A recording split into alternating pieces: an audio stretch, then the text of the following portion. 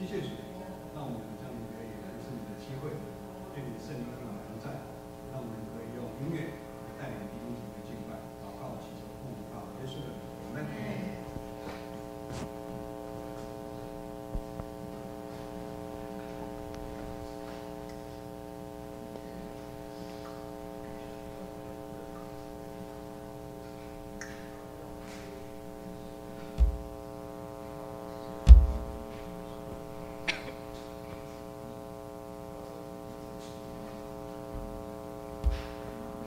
各位弟兄姐妹平安，我们一起起立来敬拜赞美主。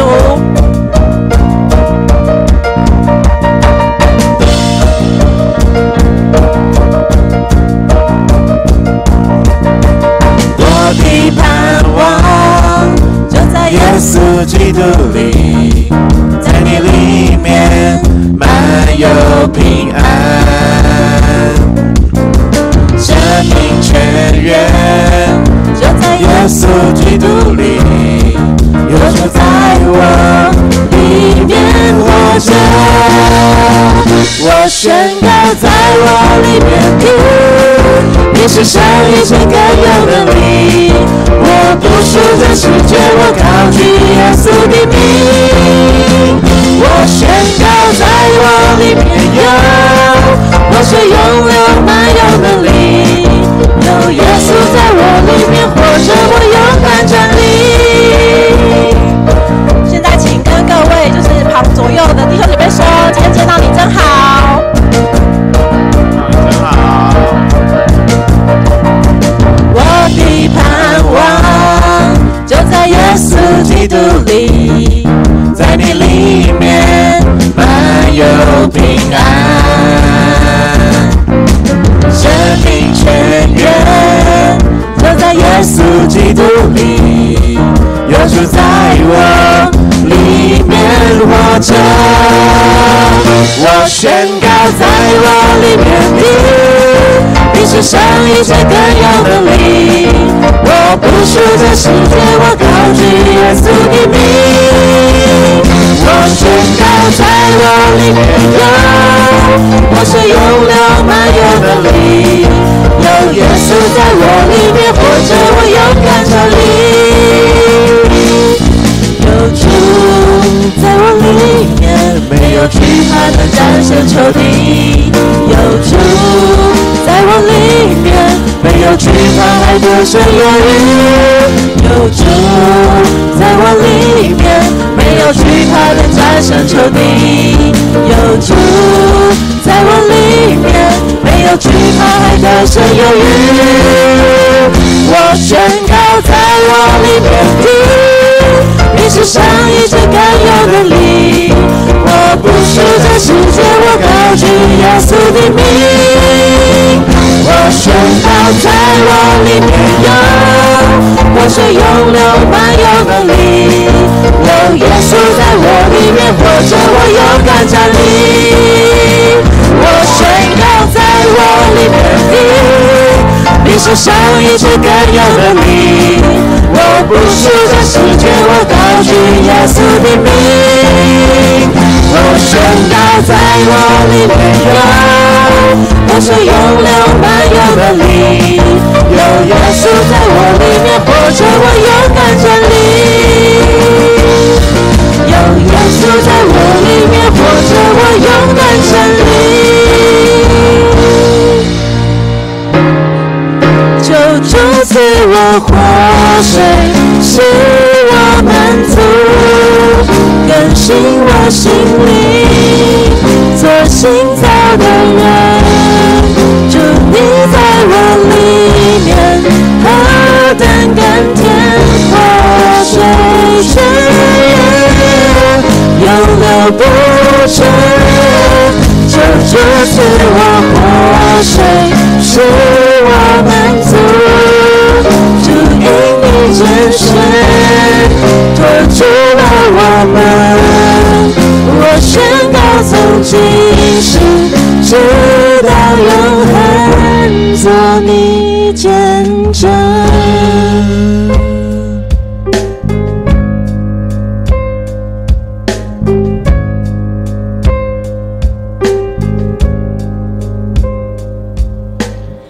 耶稣基督，你是生命泉源，你深知我的一切，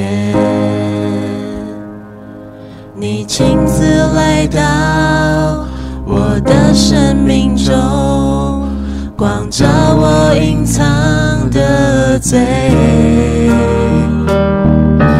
你话语如降下雨水，滋润了干渴的心。从此我不再孤立无援，你同在胜过了一切。就主赐我活水，使我满足，更新我心灵，做新造的人。主你在我里面，何等甘甜，活水泉源永流不绝。求主赐我活水，使我满足，主因你拣选，托住了我们。我宣告从今时直到永恒，做你见证，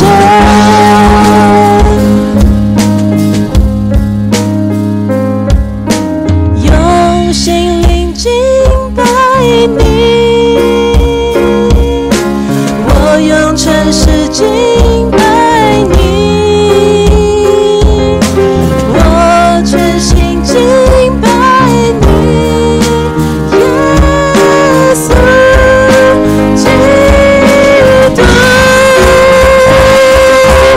用心灵敬拜你，我用诚实敬拜你，我全心敬拜你，耶稣基督。求主赐我活水，使我满足，更新我心灵，做新造的人。主你在我里面，何等甘甜，活水泉源永流不绝。求主赐我活水，使我满足，主因你拣选，托住了我们。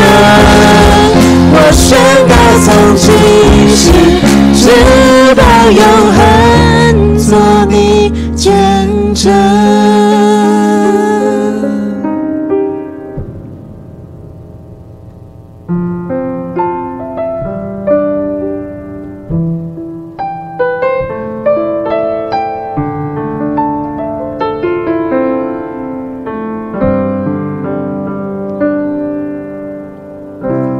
听见你温柔声音，挪去我所有恐惧。黑暗中，你呼唤我走向你，敞开我心。过去我风闻有你，如今却亲眼见你。我决定不再依靠我自己，一生只为你，在我身旁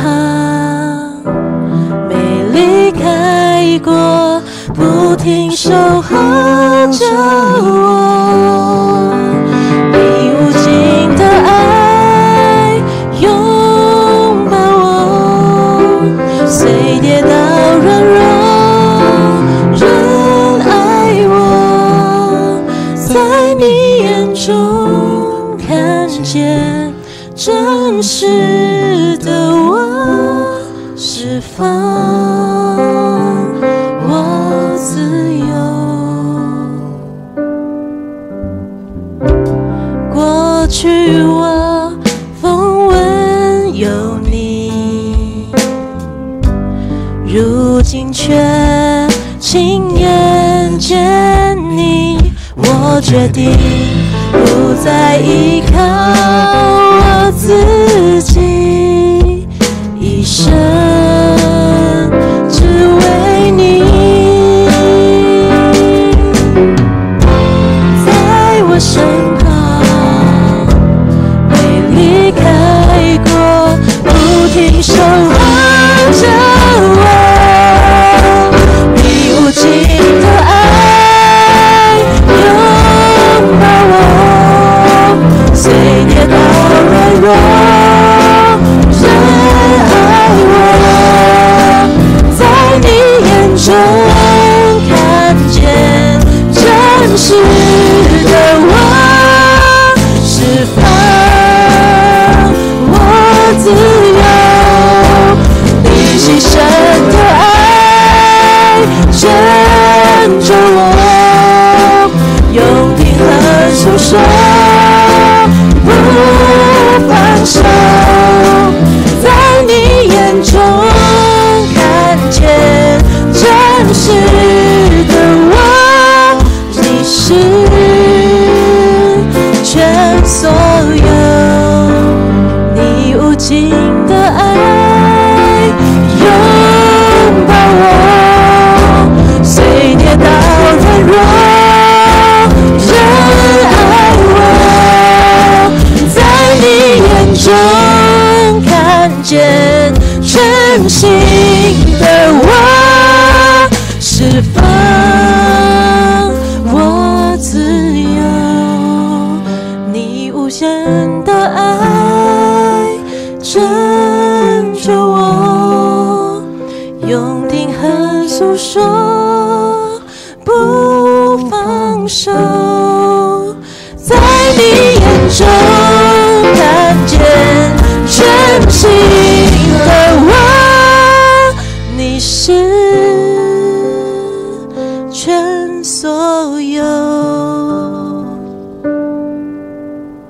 我们一起低头来祷告，感谢上帝用无尽的爱包容接纳不足的我们，无论成就高低、财富多寡，我们知道有你在里面，才有活水丰富我们的生命与心灵，使我们成为更合神心意的人。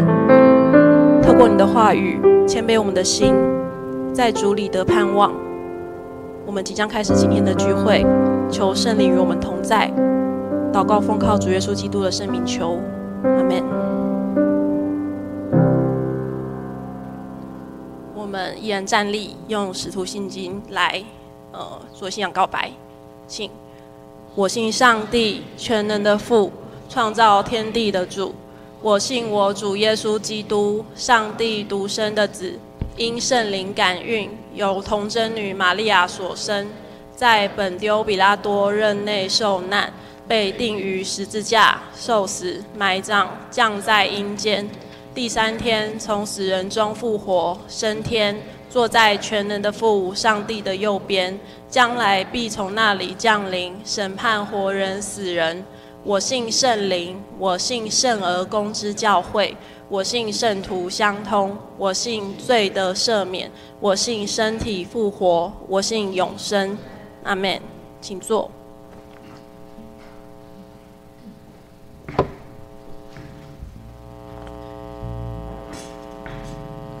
接下来报告，请大家打开周报内页。首先看到教会消息，第1点，本周进入受难周，当纪念耶稣的受难，并立志背起自己的十字架，继续跟随他。第2点，4月19号上午10点召开小会，下午1点半召开长执会，请长执留意。那另外提醒，当天的3点到5点，还有复活节的戏剧彩排，大家也要把时间空下来。那第3点，4月20号为复活节赞美礼拜将举行今年第2次圣礼典，请要受洗坚信礼设立会籍的弟兄姐妹能够向牧师报名，请大家预备自己与主同席。那第4点，4月20号主日爱餐后，预计在12点的时候，宣道部会举办复活节彩蛋的活动，采登记报名，方便同工准备材料及完成成品。那地点会在教会1楼。第5点的话，总会教育委员会会于5月3号上午9点到12点20，在济南教会举办主日学教材研习。那请主日学老师或对主日学教育有负担的弟兄姐妹向校长、幼好执事报名。那参加的费用会由教会全额补助。第6点，113年度奉献证明已经备妥，那请大家自己到月献柜或公布栏拿取。在团契消息的第2点，4月26、27号社青团契退休会地点在宜兰，一节牧师会随队前往。那再来是教界消息，第1点，4月18号晚上7点半，台北中会中区众教会在大道城教会会举行耶稣受难联合圣餐礼拜，那邀请大家一起共同参与，纪念耶稣救赎的恩典。那奉献明信请大家自己参考。接下来奉献，请司献的同工。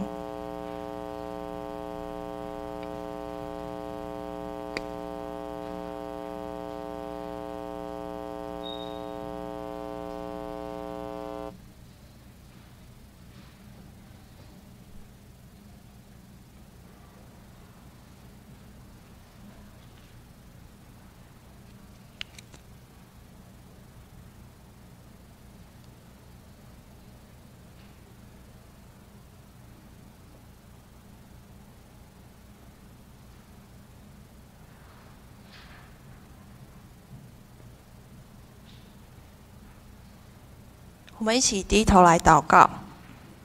亲爱的天父，赐下生命活水的主，你说人子来为要寻找拯救失丧的人。求你打开我们每一个人的心，帮助我们能够透过今天的经文和讲道学习悔改，且不因过去的缠累而轻看自己，而是更多向你寻求重新建造生命的机会，走在你为我们预备的道路上。也求你的医治特别临到缅甸这个地方，安慰因着地震而失去至亲或流离失所的灾民，帮助他们都能够顺利的取得救灾资源，维持基本的生活需求。谢谢你的恩典，让我们衣食无缺。在这边献上一点金钱作为圣工之用，求你悦纳。我们也要用主教导我们的主祷文，一同祷告说：我们在天上的父，愿人都尊你的名为圣。愿你的国降临，愿你的旨意行在地上，如同行在天上。我们日用的饮食，今日赐给我们，免我们的债，如同我们免了人的债，不叫我们遇见试探，救我们脱离凶恶。因为国度、权柄、荣耀，全是你的，直到永远。阿们。那接下来我们要攻读上帝的话。今天的经文是记载在路加福音19章1到10节。我来读。耶稣进了耶利哥，正经过的时候，有一个人名叫撒该，做税吏长，是个财主。他要看看耶稣是怎样的人，只因人多，他的身量又矮，所以不得看见，就跑到前头，爬上桑树，要看耶稣，因为耶稣必从那里经过。耶稣到了那里，抬头一看，对他说：撒该，快下来，今天我必住在你家里。他就急忙下来，欢欢喜喜地接待耶稣。众人看见，都私下议论说：他进到罪人家里去住宿。撒该站着对主说：主啊，我把所有的一半给穷人，我若讹诈了谁，就还他4倍。耶稣说：今天救恩到了这家，因为他也是亚伯拉罕的子孙。人子来为要寻找拯救失丧的人。接着是正道。今天一节牧师讲到的题目是渴望生命活水的撒该。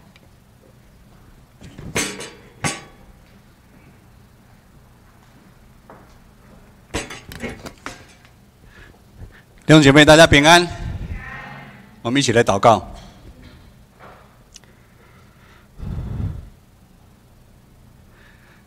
亲爱的耶稣，我们感谢你，感谢你在2000多年前为了世上所有人，你走上耶路撒冷，你钉十字架，你流宝血，成为众人盼望的一个记号，成为众人可以有重新逆转胜的一个机会。谢谢耶稣，愿你今天的话语亲自对我们每一个弟兄姐妹来说话，祷告祈求奉靠耶稣的名，阿们。大家都知道我们教会有一个社区关怀祭典时间大概有3天礼拜1、礼拜4、礼拜5，然后上下午有6个课程那我们大概服侍的社区大概有100个人左右，那我们的同工都非常的尽心尽力要让来了社区的长辈大概有90%都不是基督徒了他们能感受到基督的爱爱邻如己是我们社区的一个使命。那其中我们有一个叫做心灵鸡汤心灵鸡汤这个心灵鸡汤，我想坊间都很多有心灵鸡汤那我们这个心灵鸡汤它的用圣经的话熬的鸡汤很多的东西用这个鸡汤不一定用什么熬有的用香菇啦，用了什么我们这个是用圣经的话熬出来那时间大概是中午吃饭前的15分钟也感谢那个浸会长老给牧师时间跟他们分享那我会用浅显易懂、接地气的，让这些乡亲听得懂。其实牧师在跟他讲圣经里面的一些道理好，我记得有一次刚好那天路加福音有灵修到不要忧愁，来，觉得不要忧愁容易的人举手一下，不要忧愁不容易的举手一下。好赶快举手。我想说问2个都不举手，到底是什么原因代表不忧愁很难嘛这边都举手好，我也是这样问长辈。好，我来问一下问长辈1到10忧愁1到5到7， 7到10你觉得你现在的忧愁程度的1到5的举手一下。忧愁有一些人忧愁好，不用看后面的你觉得你现在忧愁真是5到7的？有好几个。7到10的有没有？没有了一般那个我跟你讲我也其实吓一跳我们这个心灵鸡汤还有那个社区我们这些长辈真的都不管浸会长老还有我们同工都给他们很多的爱。我那天吓一跳，不晓得最近发生什么事情5到7，就刚刚这样5到7的很多5到7，我吓一跳，这么忧愁连我叔妈也5，你知道吗？5到7，我叔妈也5，我有叔妈也是一定最近有发生事情了一定最近有发生事情。你们知道，其实一般而来社区的长辈像我妈妈在金门，她有去参加，一般都是还能动得啦，还有愿活泼啦社区有一个特色就是几乎都是女生，阿公几乎都不出来。因为阿公都很硬，都在家里面可能看电视啦、聊政治啦，那就不出来所以一般人出来了，还有5到7，我是真的很惊讶，所以金会长老，我们要继续努力，我就问了，为什么？刚这边有5到7的婉柔你也是5到7，为什么？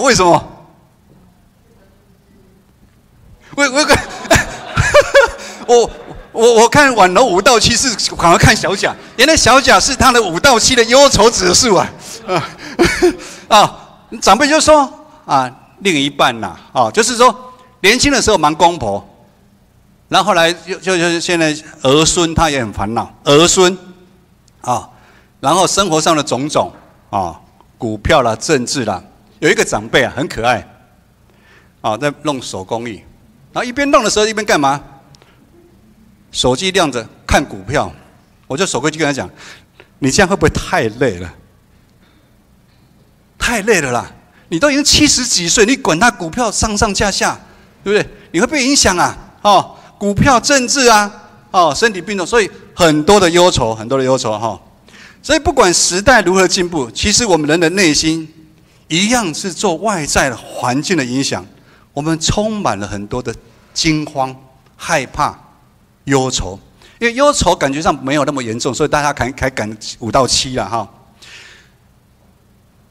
其实从以前自古以来，很多人就要透过宗教、透过外在的东西来填满自己的内心。但是我们知道，内心的空虚、跟不满、跟欲望，其实只有耶稣，只有耶稣才有办法让我们的内心的那个活水啊，一直下去。那个活水才能充满我们了，我们才不会忧愁啊。我们一来看一下今天的经文第一节哈。第1节，耶稣进了耶利哥，正经过的时候，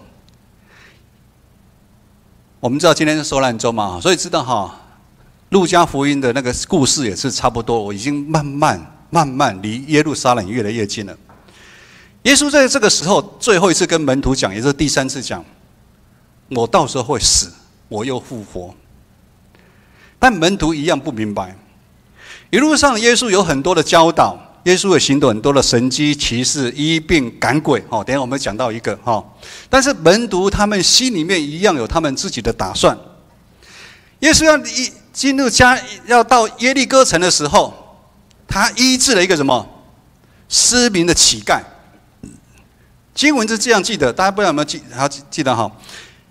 那个失明的乞丐听说耶稣要来了。因为他没办法走路嘛，他没办法到人群那边，他就大声的喊：“大卫的子，耶稣，怜悯我，怜悯我！”上个礼拜志梅牧师有讲嘛，其实他在宣告耶稣就是弥赛亚。他觉得他很谦卑，你不用医治我，你医治我也没问题的，但是我求你怜悯我，怜悯我。后来耶稣什么？我医治你，你的信心我医治你。这故事让我们看到什么？他虽然失明了，但是他内心的眼睛比那些没有失明的人更认得耶稣是谁，更认得耶稣的是谁。这是一个信仰的宣告，信仰的宣告，耶稣是弥赛亚，而且耶稣就是他内心一直需要的一个永远的一个活水，永远的活水。这枚牧师上礼拜有讲嘛，虽然那个失明的被医治的眼睛看得到了，但他有一天会不会死？还是会死啊！但是这个失明要的是永远的活水，永生的盼望。我们一起来看接下来的经文2到4节。有一个人名叫撒该，做税吏长，是个财主，他要看看耶稣是怎么样的人，但是因为人太多的，他的身量又矮，所以不得看见。他就想办法爬到前面的一棵树上面要看耶稣，因为耶稣会从那里经过。撒该啊，这2个字在希伯来文里面，它叫做纯洁、清白无罪。在以前你的名字其实都有父母亲对你的期待。金会长老，请问一下，为什么叫利安？有对他什么期待吗？来。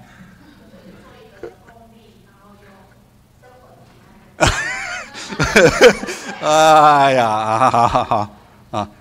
来，还有谁的名字是那个爸爸妈妈都要期待啊？你来，婉柔，要非常温柔婉约，温柔婉约，温柔婉约，哇，温柔婉约哈。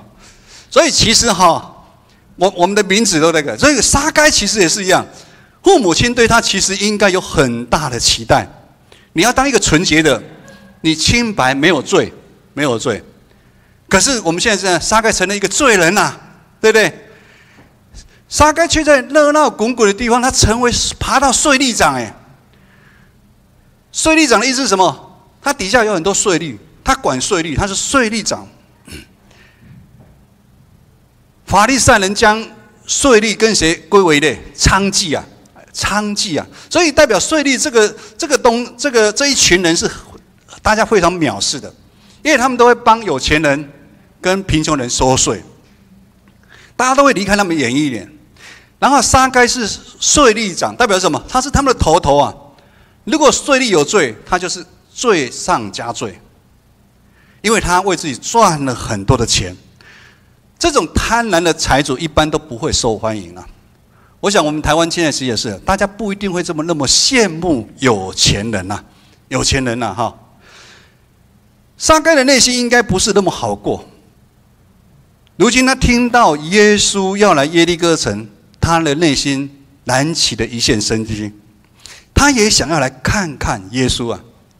但是在等候的过程，要看耶稣的人太多了，哦，那个撒该的声量又很小，台语叫做 A 呀当归啦。哦，我记得哈，10几年前哈，彩虹爱家哈，彩虹妈妈有演一出经典的戏叫做《撒该》，啊，撒该。那时候的女主角哈是知美牧师，哦，她是种子教师，她是那个哈，所以她为了演这出戏，她要这样演哦，撒该。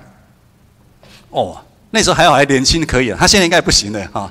哦，她那出戏就是这样演的，哈，就是她把撒该就是这样子的一个人哈。他也想来看耶稣，可是人群太多，他挤不到前面去。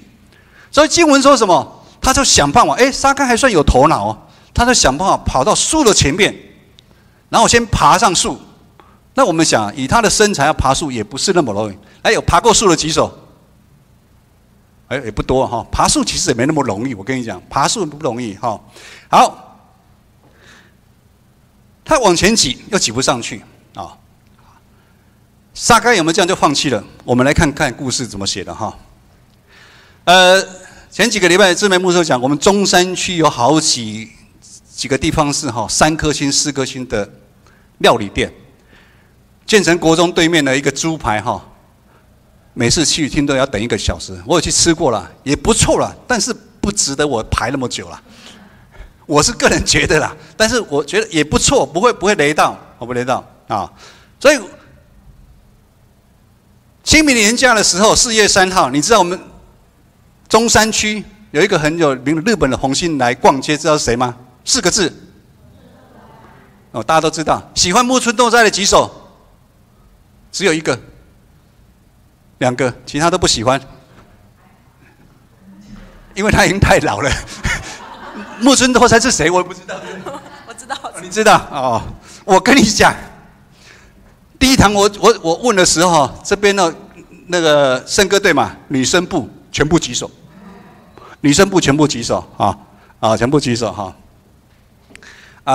木村拓哉，他在赤峰街，大家为了看他赤峰街，为了看他人山人海，挤破了，真的挤破了啊。我们回头来看撒该，刚牧师已经先讲了，撒该他不顾面子。不顾众人的眼光，他是税吏长，再怎么样，他说是有地位，但是他就爬上那棵树上面。这时候经过人一定都在笑他，哎呀，撒该怎么样？一定指指点点，这个人怎么样？其实读到这个经文的时候，大家只是好笑吗？还是会想到说，原来撒该像那个失明的乞丐一样，他的生命是这么迫切，需要真的活水啊！大家可能看他是这个财主，但是其实他没有想象中那么开心。他内心渴慕见耶稣的面，竟然这么强烈。用现在的话来讲哈，他不想再当偶包了，他也不想再盯了，他也不想在表面弄得很假，这样来过生活。弟兄姐妹，那我们渴慕耶稣的心到底是有多少？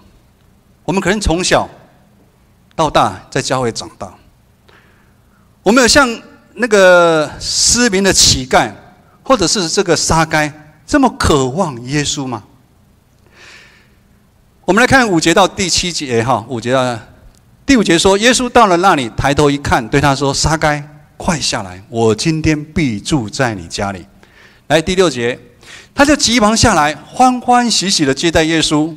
众人看见，都私下议论说：“这个人进到罪人的家里面去住。”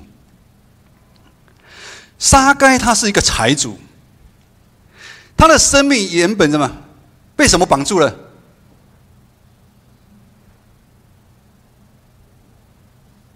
完了，今天会多一点你哈，因为你刚5道忧愁，你的生命是不是被小甲绑住了，才会那么忧愁？没有嘛？股市被股市绑住了。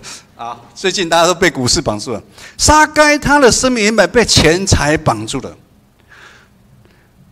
众人讨厌他，他其实自己也过得不是那么开心，不然他不会想找耶稣。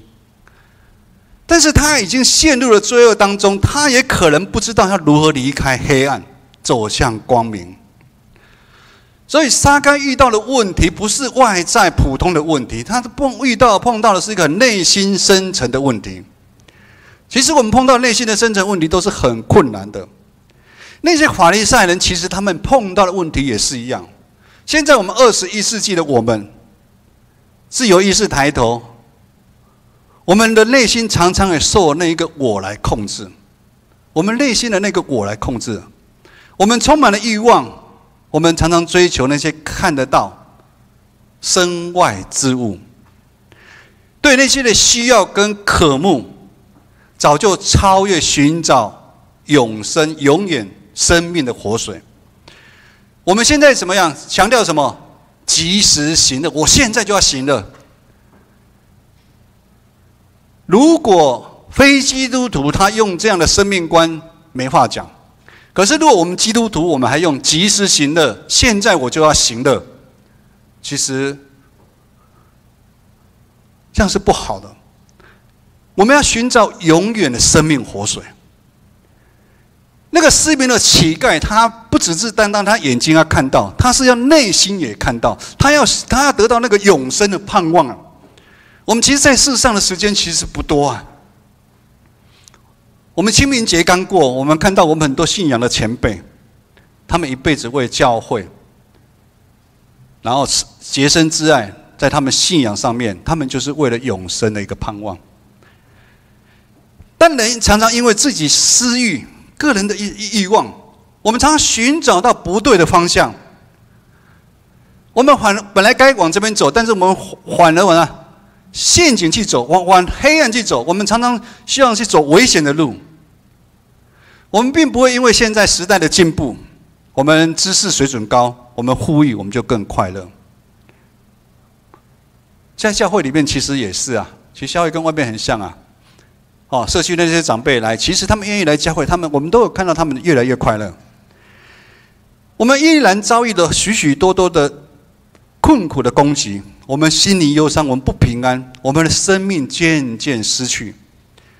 我所谓的生命渐渐失去，不是说我们慢慢年纪越来越老那个生命，而是我们的灵性上面我们渐渐失去，我们的忧愁指数变高。我们不能被股票绑架，知道吗？我们不能被股价绑架。我们的幸福指数越来越低啊！我们幸福指数越来越低啊！圣经里面怎么说？财宝在哪里，心就在哪里啊！我也跟社区长辈分享哈，我说你们这几天大家有没有七上八下？外在变化的环境，现在其实会超乎我们的想象。但是我们有信仰，我们的核心价值到底是什么？到底是什么？这个是非常重要，我们要守住。第5节可以说是这个撒该故事里面的一个福音跟好消息。怎么说呢？在前面一个段落有讲到一个有钱的财主，他因为钱财太多，没办法跟耶稣，所以耶稣说，有钱财的人进天国是什么样子？是困难的。有钱财的人进天国是困难的，可是在第五节，这句话要被翻转。这句话要被翻转。耶稣说了，在人不能，在神怎么样？在神凡事都能。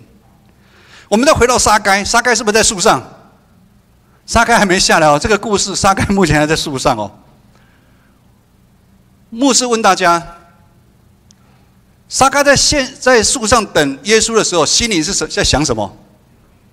心里想什么？小雨，你最支持一节牧师了，他在想什么？你觉得？他在想，因为今天直播坏掉了。他见到耶稣。他见到耶稣，他心里在想什么？洛伊，他心里在讲什么？他在上面了，树上了。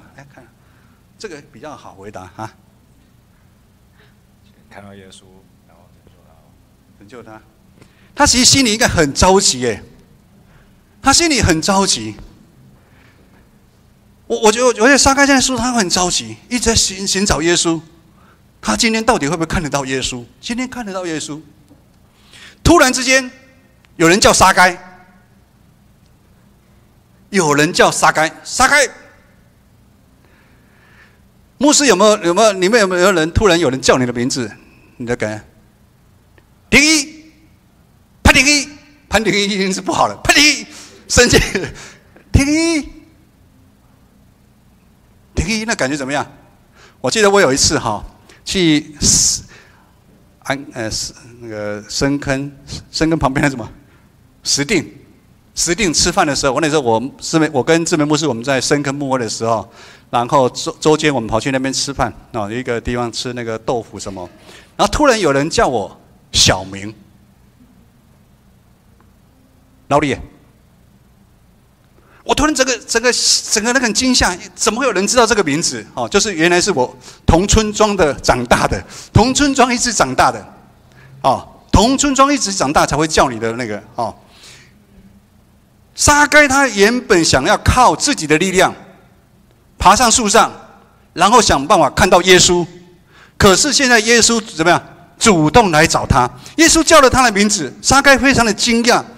我想撒该的内心一定很震撼，很震撼，好像久旱红甘霖啊，或者像黑暗中，他本来在黑暗中很紧张，看到一丝丝的亮光啊。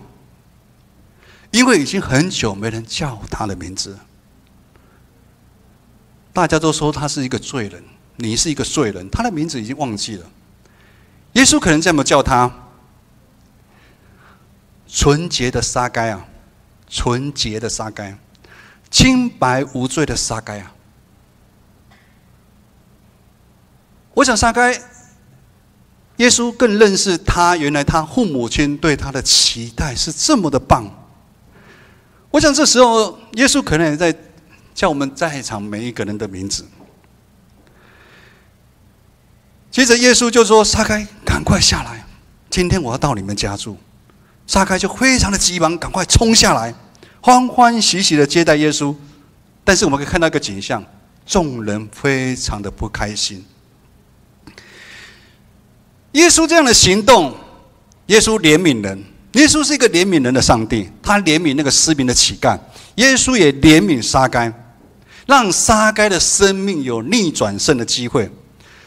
但众人对耶稣这个动作却质疑耶稣，所以这样比较起来呢，这些众人的眼睛表面上他们是看得到了，但是他们在属灵上他们的眼睛是什么？是失明的啦。他们其实不晓得耶稣是谁。他们只是按他们自己的期待，我们要的基督都要按照我们的期待。所以我们这知道嘛，今天是棕树枝子路，很多人迎着耶稣进耶路撒冷，那些迎接他的人希望他是一个征战的王，可是到后来也是这些人将耶稣钉在十字架。我们来看到撒该。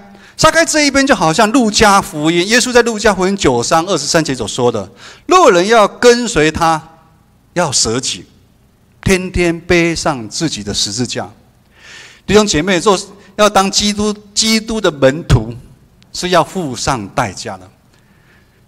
要当基督徒跟基督的门徒就不一样了。当基督的门徒是要付上代价的。撒该从迫切要看耶稣，正是爬上那棵桑树。弟兄姐妹，撒该这是非比寻常的行为啊！这是要多大的勇气？在什么说他是一个有地位的税吏长？撒该已经再付上跟随耶稣的代价，就是被人耻笑。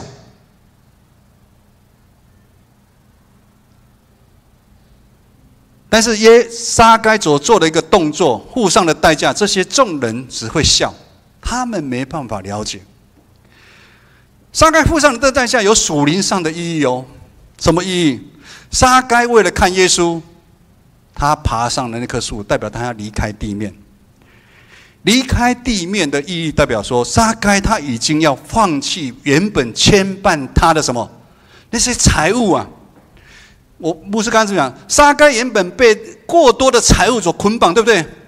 捆绑，但是他现在离开地面，上那棵树，其实他是永远有点想要把那些财物丢掉，他要离开世上，他不想再过什么猛狼的日子啊。前几个礼拜不是讲，他不喜欢再过猛狼的日子啊。有一句话这么说：想要有所得，必须要有所失啊。我们不可能脚踏两条船，我们不可能爱这个世界又爱耶稣啊，不可能的。撒该让我们看到他放手一搏，这就是他要付出的代价。撒该为了寻找生命永远的活水耶稣，他爬上了什么？爬上了那棵机会的树啊！撒该他如果不爬上了树，他就没办法看到耶稣。他爬上那个机会的树，他双手紧紧抓住树。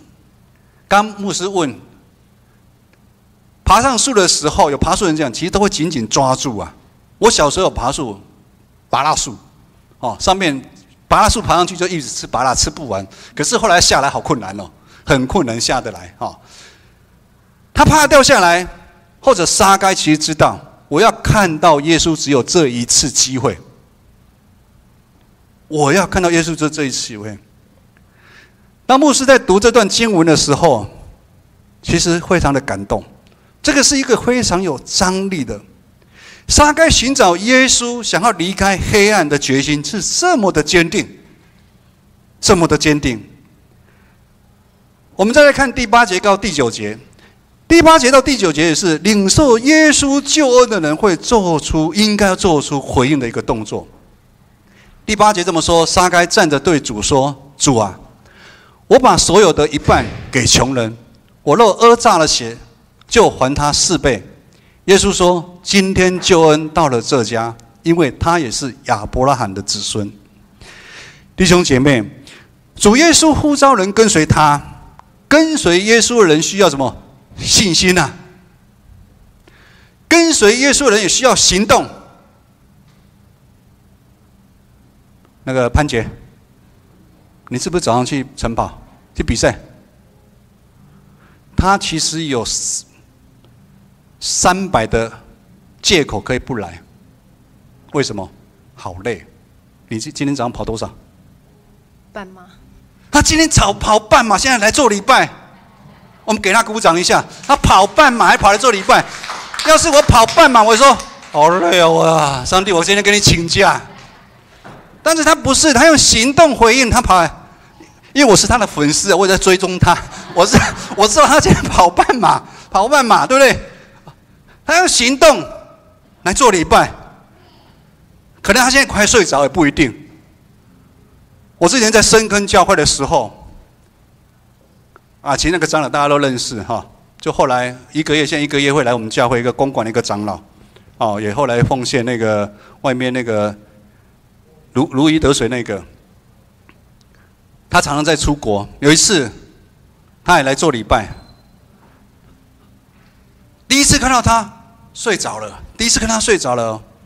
后来结束我担心他的身体，他说我刚下飞机，他刚下飞机就赶过来。跟随耶稣需要付出生命的代价，跟随耶稣要有信心，要有行动，而且我们一定会付上生命的代价，因为我们的主都付上生命的代价，我们怎么能不付上生命的代价？主耶稣邀请撒该，撒该也愿意主耶稣进入他的心里面，撒该用悔改、改变行动来回应主耶稣对他的救恩。潘杰也是啊，潘杰有好几年做过见证嘛，他在高速公路上面表演那个玩命关头，但是他一直记得这个恩典。很多人等一下牧师会讲，他一直记得这个恩典。弟兄姐妹，当我们领受满满的恩典来到教会，我们要用行动来回应主耶稣的爱吗？还有吗？我们是不是已经忘了起初的爱啊？刚开始我们火热，但是经过一阵子了，1年、2年、3年、4年，我们已经忘记了。我们一起来看今天的最后一节的经文，来一起来读，来，请。人子来为要寻找拯救失丧的人。撒该的故事让我们看到什么？在人不能，在神凡事都能。今天就开始以教会的节期，我们开始进入受难周。主耶稣为了世人，他走向耶路撒冷这条苦路。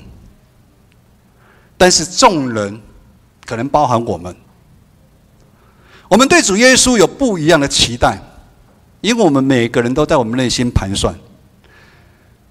不管我们怎么样的盘算打算，主耶稣他只有一个目标，他来就是要寻找拯救失丧的灵魂啊！以至于他愿意遵探父上帝的旨意，为了世间人钉在十字架，承受人类有史以来最大的鞭打、耻笑、辱骂、流血到死。弟兄姐妹，如今我们的属灵生命是如何呢？牧师给大家30秒来回想一下，你觉得你的属灵生命是如何呢？你的内心常常有很多的忧愁，很多的搅扰，很多的不满，很多的嫉妒，很多的我，在你心里面，耶稣在你的心里面到底占了多少的分量？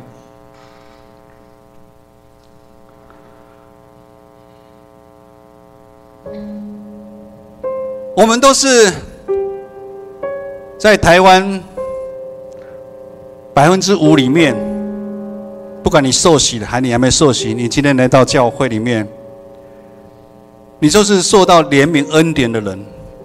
就好像上个礼拜志梅牧师讲了，主耶稣怜悯医治了10个大麻风的病人，10个大麻风病人。我们是不是像那9个被医治的大麻风的病人，没有回去归荣耀给上帝？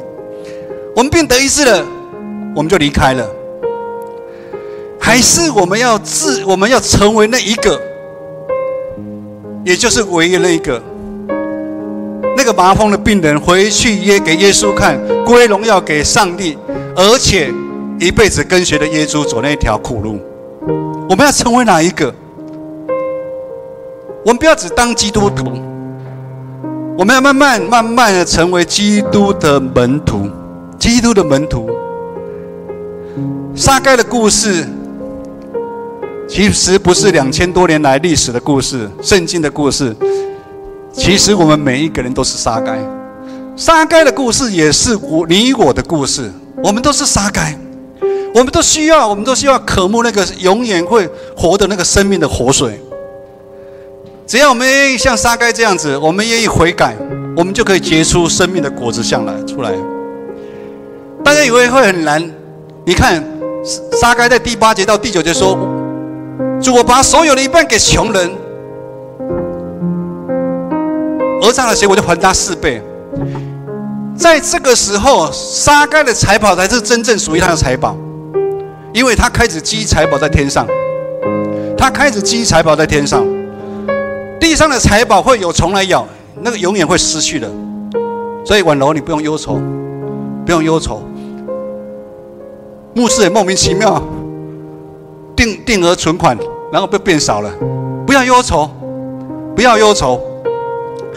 我们应该像撒该一样，我们常常有悔改的心，我们背起我们自己的十字架，我们就能够找到生命有点忧愁。人会不会忧愁？一定会啦。基督徒会不会忧愁？会啊，因为我们都是人啊。但是因为有上帝与我们同在，我们就不会忧愁。盼望每一个人的幸福指数都是100，都是100。我们一起来唱，最后唱这首回应诗歌。来，我们起立来唱的回应诗歌《活水》。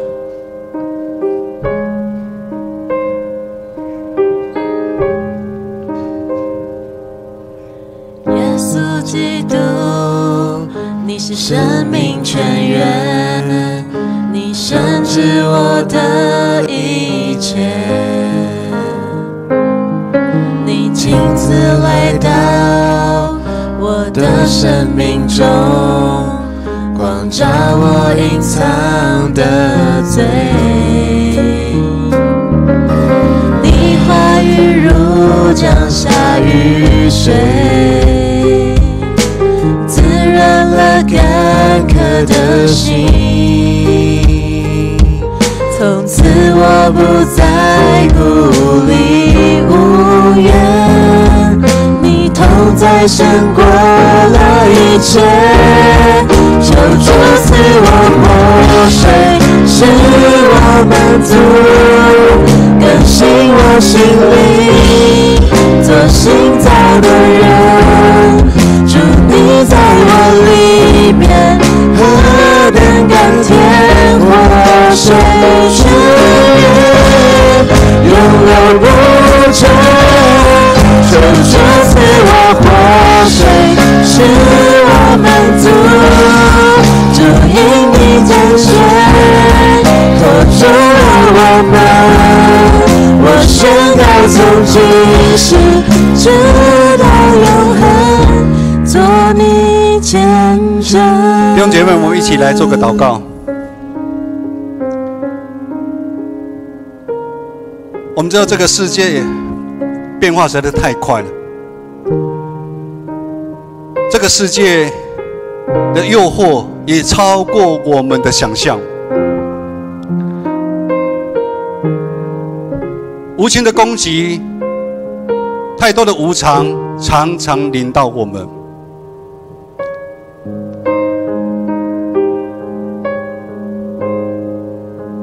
主耶稣说：“不要在世上不要忧愁。你们的忧愁如果能够使头发不掉下的话，那你就忧愁吧。因为我们的忧愁没办法改变什么，所以主耶稣更需要我们是能够更摸着主耶稣基督的心。弟兄姐妹，我们都是主耶稣基督的宝贝，让我们更多的时间，我们定睛在他的身上。我们将我们的困难、我们的烦恼，我们仰望主耶稣基督的恩爱、怜悯，帮助我们有更多主耶稣基督的活水在我们心里面来涌流。这样的活水会帮助我们，如同撒该他做了很大的回应的一个动作。他将一切会捆绑他、搅扰他的东西，他把它丢弃了。他开始要得到真正的一个财宝。愿我主耶稣基督的恩惠、天父上帝的慈爱、圣灵的感动与你们同在，从今时直到永远。阿们。我们来唱最后一首《免惊》。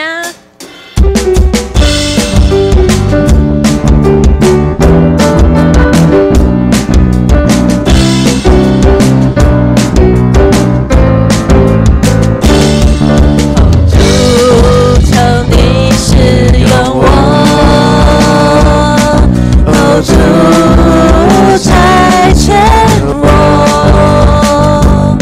是被如同释放瞎眼的看见，叫那受要知的我自由。大声说，大不走，来求主所赐的力量，勇敢地面对每天的不一样。总会呀，有主同行，我不害怕。我要去传扬，每天都说，哦哈利路亚，我哦我哦我哦哦，我哦我哦我哦哦，我哦我哦我哦哦，我哦我哦哦，我哦我哦我哦哦，我哦我哦我哦。大声说，嘿，大步走，嘿，带着主所赐的力量，勇敢地面对每天的不一样。嘿呀，嘿，走嘿呀，嘿，有主同行，我不害怕，我要去传扬，每天都说。哈利路亚，哦哈利路亚，哦哈利路亚，哦哈利路亚。